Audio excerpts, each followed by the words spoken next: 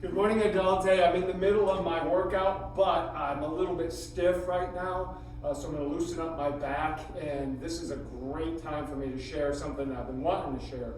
I'm a back pain sufferer, but for the most part, I'm pretty healthy as long as I do my job and I take care of it as much as I can. I get extremely stiff in my lumbar spine. Now, I am by no means telling you to do these things if you have severe back pain. You need to go get it checked out and have a professional help you get through the strategies that benefit you most. The problem is with back pain is I don't know that they know exactly what causes it in all situations. Sometimes there's like back pain that you get and it's not because you did something in particular that caused it, it just exists, right?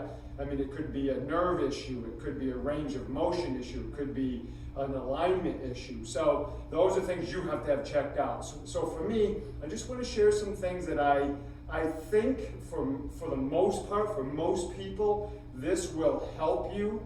It's very subtle, it's very easy. If it doesn't help you, it really shouldn't hurt you, but I'm almost sure that it's going to help you because most athletes over the years that I've had and adults that I've worked with, this creates a release and gives a little bit of reduced in pain, and sometimes it takes the pain away for that time, okay? So I think a couple things you have to be able to have is you've got to be able to have range of motion in the hip joint itself. So like just even the ability to do that. If I don't have it and I end up, over flexing my spine because I don't have the range of motion, that's going to cause an issue.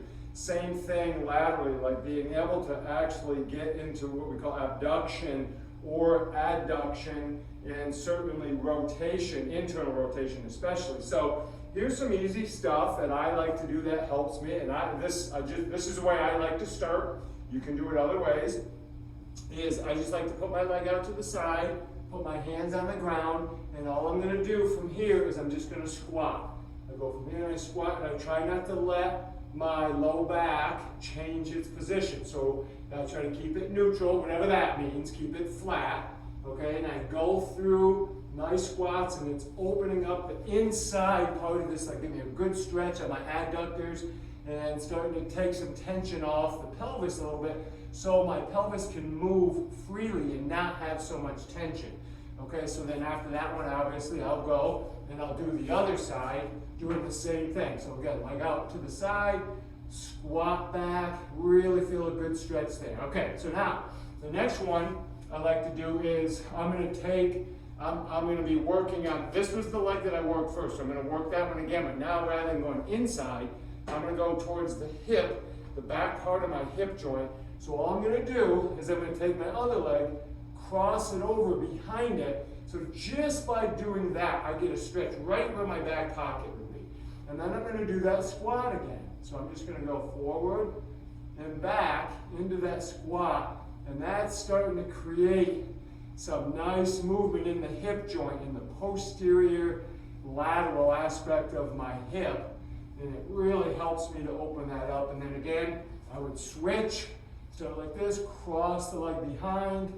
And again, don't cause pain. If these hurt, don't just back off. Maybe you don't have to stop, you just have to back off a little bit and just go through that range a little bit differently, okay?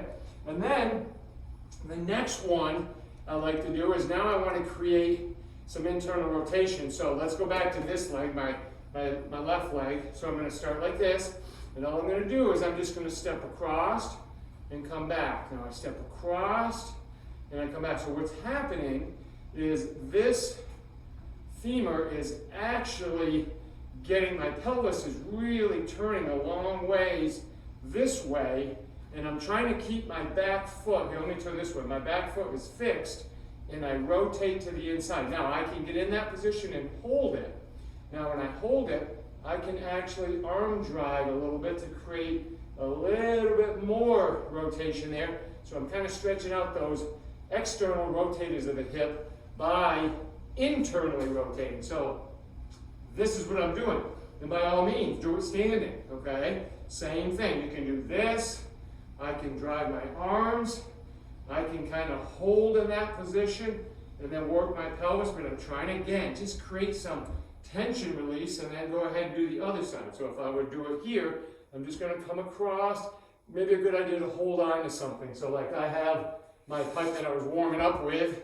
I could go like this. I'm trying to stay square to you and create that rotation there. So try those. So again, leg out to the side, squat, then a leg across. Now, so I went from inside of the pelvis, musculature in here, to now I'm going to the outside, okay? So I'm working here, and then obviously we can go to working on the rotation. So I go here, and I start rotating across, all right?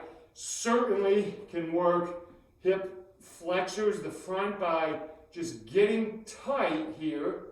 And what I want to do is just create a little pressure on my knee and just a slight lean forward. Now, I don't want to overextend it. I don't want to drive the joint too far.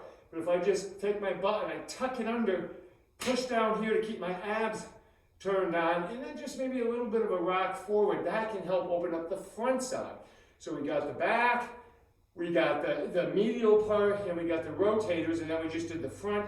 And that just creates a little bit of release, so now I can move better, and maybe that'll take some pressure off that lumbar spine. So give that a shot. Hopefully it helps. Staying loose is a great thing, and then you can go out and you can play some pickleball or tennis or basketball or softball, whatever you want to do. All right, guys.